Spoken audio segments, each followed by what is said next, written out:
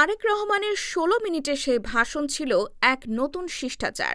তিনি একবারের জন্য নিজের বাপের নাম বা বংশের গৌরবগাথা প্রচার করেননি। নিজের ১৮ বছরের নির্বাসিত জীবনের কষ্ট নিয়ে কোনো সহানুভূতি পাওয়ার চেষ্টাও করেননি।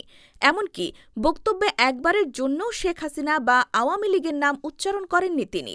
ব্যক্তিগত কোনো আক্রোশ বা কাউকে হুমকি দেওয়া এসবের ঊর্ধ্বে উঠে তিনি কথা বলেছেন কেবল দেশ নিয়ে।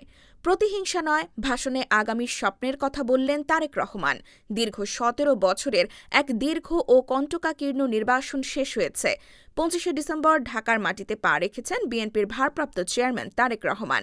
রাজধানীর ৩০০ ফিট এলাকার ৩৬ জুলাই এক্সপ্রেসওয়েতে আয়োজিত এক বিশাল গণসংবর্ধনায় কয়েক লাখ মানুষের সামনে তিনি দাঁড়িয়েছিলেন। কিন্তু সেই মঞ্চে দাঁড়িয়ে তিনি যা বললেন তা বাংলাদেশের গতানুগতিক রাজনীতির ধারা থেকে সম্পূর্ণ আলাদা।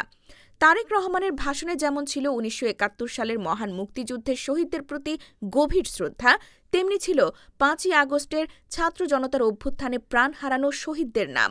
বিশেষ করে জুলাই আন্দোলনের অগ্রনায়ক শরীফ ওসমান হাদির কথা তিনি অত্যন্ত গুরুত্বের সাথে স্মরণ করেন। এই বক্তব্যের মাধ্যমে তিনি বুঝিয়ে দিয়েছেন, এটি কোনো বিশেষ ব্যক্তি বা পরিবারের দেশ নয়, বরং দেশটি একান্তই জনগণের। বিখ্যাত মার্টিন লুথার কিং বলেছিলেন, আই হ্যাভ এ ড্রিম, আমার একটি স্বপ্ন আছে।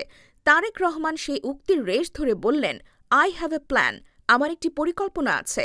তার ভাষণে তিনি পাহাড়, সমতল, হিন্দু, মুসলিম, বৌদ্ধ, খ্রিস্টান সব মানুষের সমান অধিকার নিশ্চিত করার কথা বলেছেন। বাংলাদেশের মানুষ যাতে যোগ্যতা অনুযায়ী তাদের পাওনা পায় এবং স্বাধীনভাবে কথা বলতে পারে, সেই পরিবেশ গড়ার পরিকল্পনার কথা উঠে এসেছে তার কণ্ঠে। রাজনৈতিক বিশ্লেষকদের মতে তারেক রহমানের এই ভাষণ ছিল অত্যন্ত পরিপক্ব ও সহনশীলতার পরিচয়। যে নেতার বক্তব্য একসময় সম্প্রচারে নিষেধাজ্ঞা ছিল, তিনি ১৭ বছর পর ফিরে এসে প্রতিপক্ষকে তুলোধুনো না করে বরং ঐক্যের ডাক দিয়েছেন। তিনি সাধারণ মানুষের মতোই মাটির গন্ধ নিতে চেয়েছেন।